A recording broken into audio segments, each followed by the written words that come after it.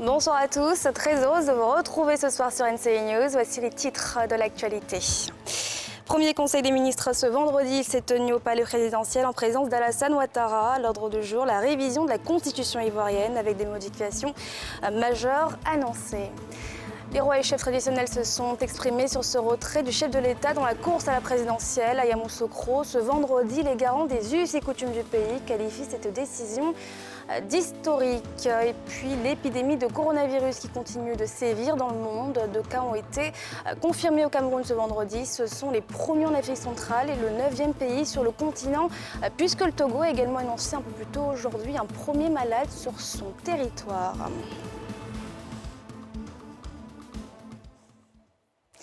Premier conseil des ministres ce vendredi s'est tenu au palais présidentiel en présence d'Alassane Ouattara. À l'ordre du jour, la révision de la constitution ivoirienne avec des modifications majeures annoncées. Pierre Dipomélin et Eric Kimo.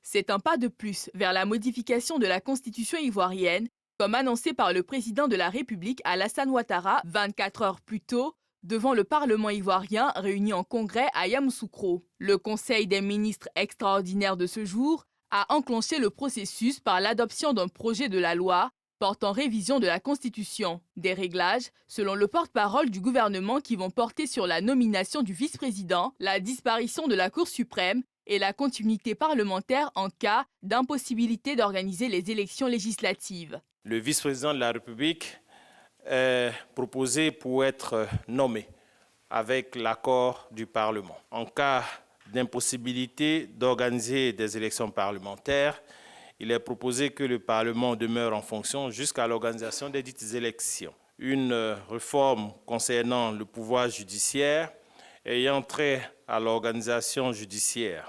Ainsi, la Cour de cassation, le Conseil d'État et la Cour des comptes deviennent les 3 institutions juridictionnelles représentatives du pouvoir judiciaire et consacrent à cet effet la disparition de la Cour suprême. Ce Conseil des ministres extraordinaire est le tout premier après la décision du président de la République, Alassane Ouattara, de ne pas briguer un 3e mandat. Le vice-président et le Premier ministre lui ont traduit les émotions et les hommages de l'ensemble du gouvernement. Vous avez pris des engagements et dans l'ombre, je vis que vous les avez tous tenus pour la Côte d'Ivoire, y compris donc, les derniers engagements rappelés tout à l'heure par le Premier ministre. Vous pouvez comprendre l'émotion au niveau des uns et des autres, des populations, de tous ceux qui vous ont suivi depuis longtemps. Ça, vous pouvez comprendre cette émotion, Monsieur le Président. Mais en même temps que vous prenez donc cette décision, vous vous interrogez sur la base de votre expérience. Comment faire pour que ce pays continue donc de rester stable, en paix? Le président Alassane Ouattara a à son tour exhorté ses collaborateurs à la solidarité et à l'union pour garder le cap du développement amorcé par le pays. C'est dans l'union que vous réussirez. Si vous n'êtes pas unis, la Côte d'Ivoire aura des problèmes et ce sera votre responsabilité. La révision de la Constitution avait suscité la controverse dans le pays. L'opposition soupçonne le président de la République de vouloir tripatouiller la Constitution à des fins électoralistes. Je voudrais vous l'annoncer solennellement que j'ai décidé de ne pas être candidat à la présidentielle. C'était le moment fort du discours d'Alassane Ouattara devant les parlementaires à Yamoussoukro. Il a défendu son bilan, expliqué vouloir transmettre le pouvoir à la nouvelle génération. La classe politique a réagi dans la foulée, des réactions vives entre hommages et critiques. Vous le verrez, Yéli Traoré. Le président Ouattara a créé la surprise hier jeudi. Devant le Congrès, Assemblée nationale et Sénat réunis à Yamoussoukro, capitale politique du pays. Alors que la classe politique s'attendait à de simples annonces sur la réforme constitutionnelle, le président a pris de court son auditoire, en annonçant sa non-participation à la présidentielle d'octobre 2020. Responsables politiques, ministres et élus se prononcent. Il a bâti une famille politique. Et il n'est pas candidat, mais il sera encore là pour nous. Et il a dit qu'il sera là pour continuer à apporter sa contribution à l'avancement du pays. Le président Ouattara a libéré tout le monde. Il faut savoir faire la paix. Je crois que c'est à son honneur, c'est un acte fort qui lui permet de sortir dignement de scène. Et il faut le saluer. L'annonce du président Ouattara a été saluée dans les rangs de l'opposition. À l'exception de Mamadou Koulibaly, un candidat déclaré à la présidentielle qui, dans un tweet, critique la forme prise par l'annonce du président qui a évoqué un transfert de pouvoir aux jeunes générations. Rien dans le serment du président de la République ne lui demande de modifier la Constitution et le Code électoral sans consultation du peuple, de désigner son successeur, jeune ou vieux, et de se féliciter de ne pas briguer un troisième mandat anticonstitutionnel. Guillaume Soro, autre candidat sur la ligne de départ, promet de s'adresser aux Ivoiriens dans un message posté sur les réseaux sociaux. Les rois et chefs traditionnels ont également leur mot à dire. Au lendemain de cette annonce inattendue, les têtes couronnées ont salué cette décision du chef de l'État, une décision qu'ils qualifient d'historique, comme nous le montre Timé Danger dans ce reportage à Yamoussoukro. L'annonce du président de la République en exercice, Alassane Ouattara, de ne pas briguer un autre et troisième mandat continue de susciter des réactions. Les rois et chefs traditionnels y voient la hauteur d'esprit d'un homme d'État exceptionnel. La Chambre nationale des rois et chefs traditionnels salue la décision historique de son Excellence Monsieur le Président de la République et lui exprime sa profonde gratitude pour tous les chantiers multiformes réalisés sous son leadership et qui nous ont ouvert les portes de l'émergence. Pour les garants des us et coutumes du pays, la décision du président Ouattara le positionne sur la shortlist des présidents en exercice qui acceptent de passer le témoin en fin de mandat. Il souhaite que cet exemple de sacrifice pour l'intérêt supérieur de la nation habite toute la classe politique. En renonçant à se présenter aux élections présidentielles à venir, il a rehaussé l'image de marque du pays en s'inscrivant dans la lignée restreinte des hommes d'État africains qui ont montré qu'il est possible en Afrique et de manière pacifique de passer le témoin de la magistrature suprême. Une telle décision est à saluer. Bien avant, les gardiens de la tradition se réjouissaient de l'adoption le 26 février 2020 du projet de loi organique portant attribution, composition et fonctionnement de leur chambre.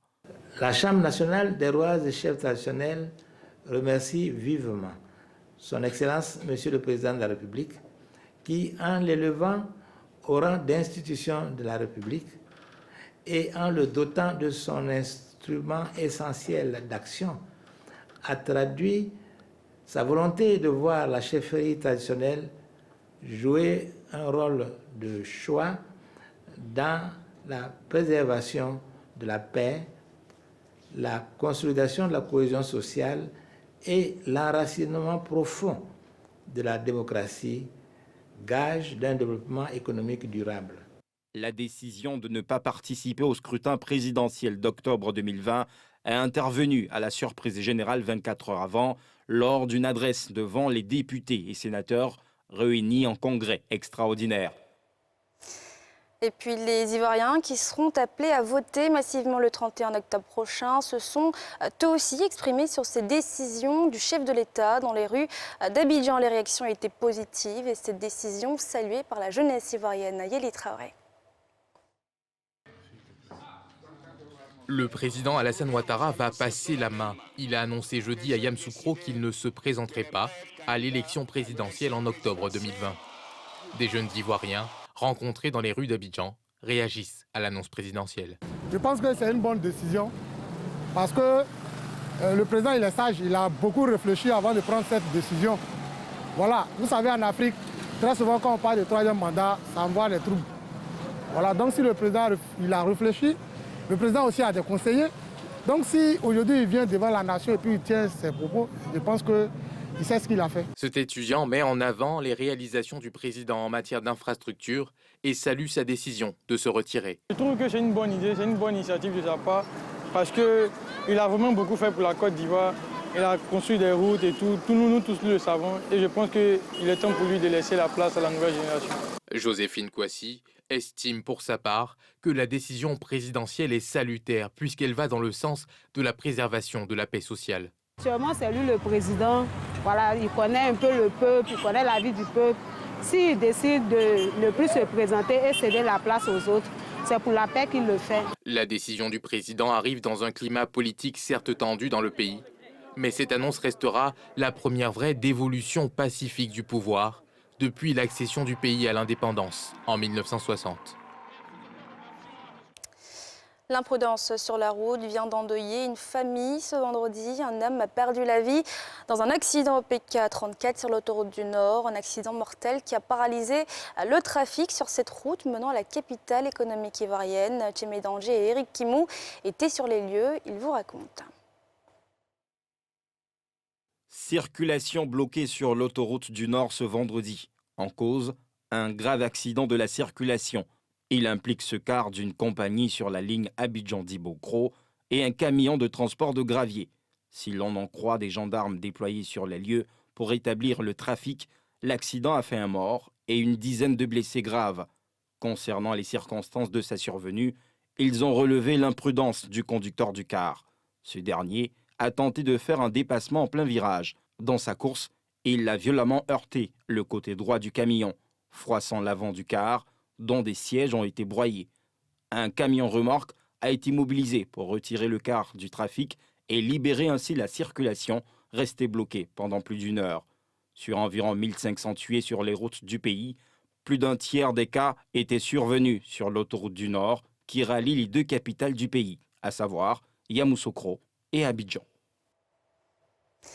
La Caisse des dépôts et de consignation de Côte d'Ivoire est un nouvel acteur du secteur financier ivoirien pour partager sa vision et son rôle avec de potentiels partenaires. Elle a organisé une conférence débat et c'était en présence de Salif Yalikoué et Mathurin Badé. Reportage. La Banque africaine de développement, BAD, accorde de l'importance au secteur financier, notamment le financement à long terme. Et les chiffres en disent long. Autrement dit, 17% de nos interventions sont dans le secteur financier. Donc ça veut dire que c'est un secteur pour lequel nous accordons de l'importance. Et de façon particulière pour l'année 2019, 87% des interventions du secteur financier, vous savez où c'est parti? Sur la Côte d'Ivoire.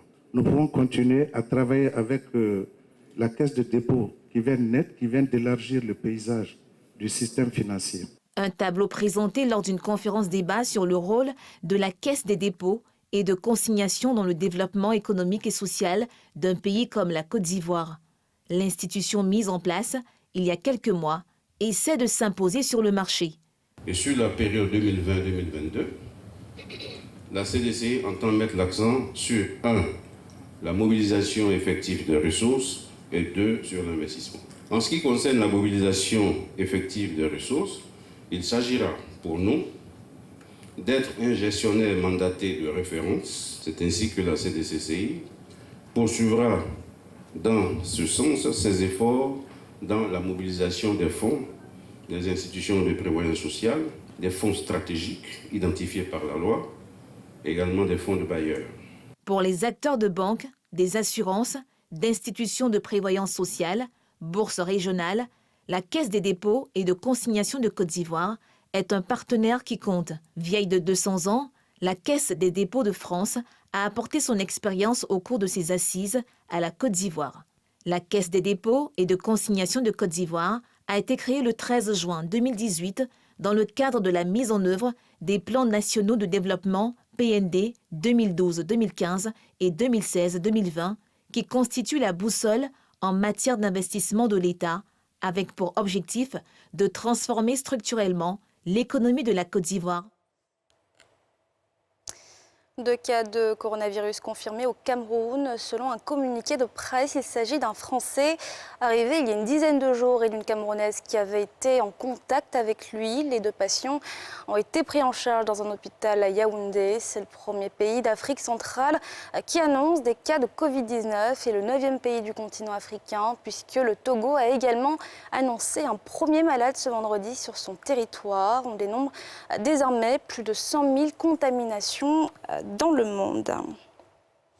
Toujours dans l'actualité internationale, un double attentat suicide a eu lieu ce vendredi dans le quartier de l'ambassade américaine à Tunis. La police a précisé que l'ambassade était visée. L'opération a entraîné la mort immédiate des 2 assaillants. Un policier est décédé, 4 autres ont été blessés ainsi qu'une civile. Le pays est en état d'urgence. C'est la première attaque en Tunisie depuis juin dernier. Elle avait été revendiquée à cette période par l'État islamique. Longtemps stigmatisés, les Ivoiriennes arborent désormais avec fierté leurs cheveux naturels, plus qu'un look, une véritable revendication. Nous sommes allés à la rencontre de celles qui se battent pour un retour à la beauté africaine. C'est un reportage à voir à 20h15 dans NC Reportage. C'est juste après la météo, un extrait. A noter que le gala de la Fondation Children of Africa, initialement prévu le vendredi 3 avril 2020 à Abidjan, est reporté au vendredi 12 juin 2020 en raison de l'épidémie du coronavirus qui sévit actuellement dans le monde. Et ce journal a été réalisé par l'ensemble de la rédaction. Merci de l'avoir suivi. Restez avec nous pour la suite de nos programmes et on se retrouve la semaine prochaine pour un nouveau rendez-vous de l'actualité.